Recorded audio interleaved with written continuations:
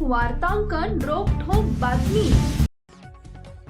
गुन्ह्याचे तपास काम, सण, उत्सव, जयंती, मिरवणुकांमधील बंदोबस्तांची ड्युटी, मंत्री, व्हीआयपी लोकांच्या दौऱ्यावेळी बंदोबस्तात अशी कामं नेहमीच पोलिसांना करावी लागतात. दुसरीकडे जेव्हा आपण आपल्या घरात सुरक्षितपणे झोप घेत असतो तेव्हा आपल्या सुरक्षेसाठी पोलीस अधिकारी, अंमलदार रात्री 11 ते पहाटे 5 वाजेपर्यंत शहरभर गस्त घालत असतात.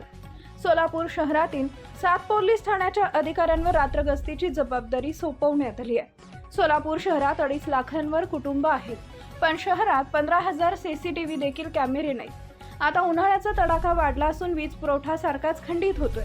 यामुळे अनेक जण घराच्या छतावर, घराबाहेरील अंगणात झोपतात. यावेळी चोरटे डाव साधतात, पण त्यांच्यावर पोलीस लक्ष ठेवून आहेत. त्यासाठी पोलीस आयुक्त एम राजकुमार यांच्या मार्गदर्शनाखाली पोलीस उपायुक्त विजय कबाडे, डॉक्टर अश्विनी पाटील, गोहर हसन यांनी रात्र गस्तीचं वेळापत्रक बनवलंय. त्याची जबाबदारी पोलीस ठाण्यातील प्रभारी अधिकाऱ्यांवर सोपवली आहे. पोलीस ठाण्यामधील गुन्हे प्रकटीकरण पथके देखील रात्रभर गस्त घालत असतात.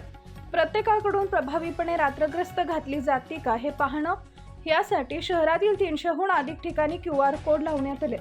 गस्तीवरील अधिकारी, अंमलदारांना तो QR कोड त्यांच्या मोबाईलवरून स्कॅन करण्याचं बंधन आहे. वरिष्ठ अधिकारी देखील अचानक भेटी देऊन रात्र गस्तीची पाहणी करतात.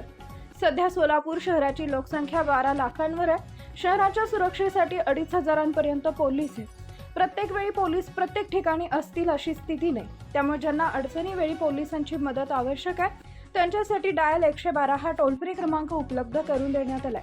त्यावर कॉल आल्यास अवघ्या 7 ते 8 मिनिटात पोलिसांची मदत मिळते.